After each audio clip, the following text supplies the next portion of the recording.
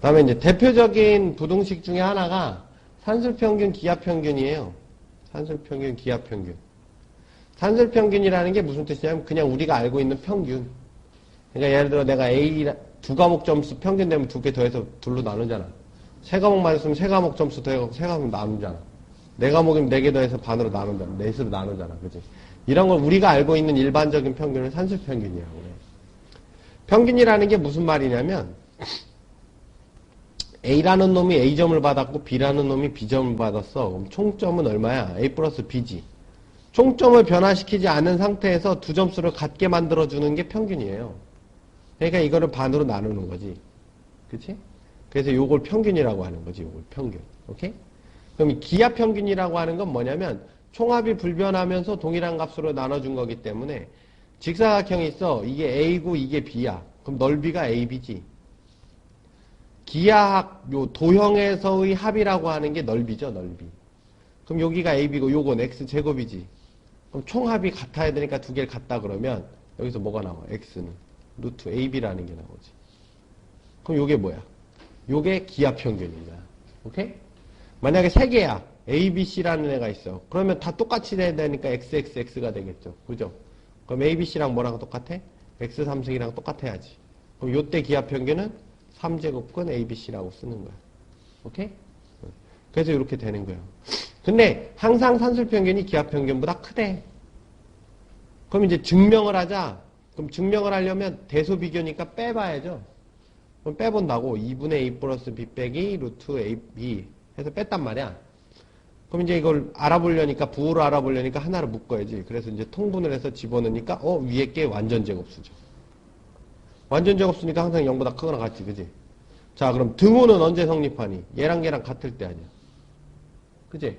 그 다음에 이게 허수면 이게 말이 안 되지. 이게 실수가 되려면 A, B는 둘 다 0보다 커야 되지, 그지? 둘 다 0보다 커야 되고, 이 등호는 언제 성립해? 두 개가 같을 때 성립한다, 이거지. 오케이? 그러니까 이게 이거보다 항상 크다는 얘기지, 그지? 뭐, 이 밑에 것도 이제 해보면 되는데, 뭐, 그건 뭐, 그냥 생략.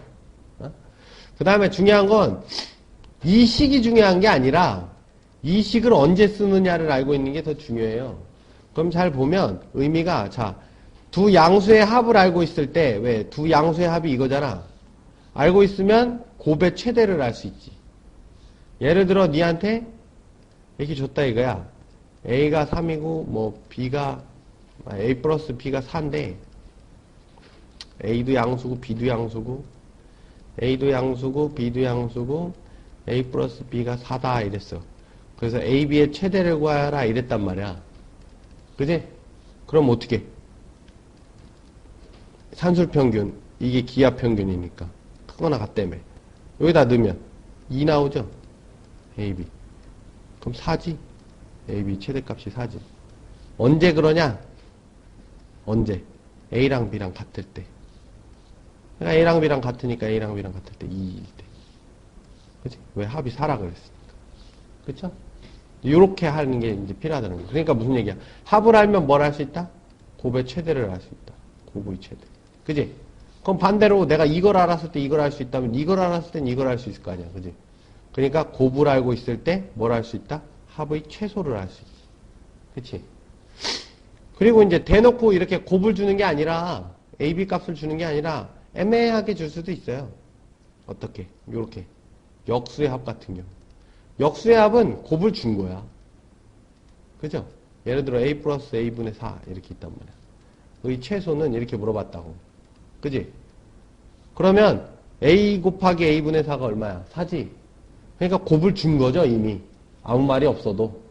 이미 곱을 준 거야. 곱을 준 거기 때문에 A 플러스 A분의 4는 2 루트 A 곱하기 A분의 4. 요 2는 요 밑에 있던 거 일로 넘긴 거다. 그럼 이게 4가 되죠. 그죠? 그럼 최소값이 4지. 그지? 그럼 언제 사냐? 그런단 말이야. 언제? 그럼 뭐랑 뭐랑 같을 때? 얘랑 얘랑 같을 때. A랑 A분의 4가 같을 때. 따라서 A가 얼마일 때? 2일 때 이렇게 되는 거죠.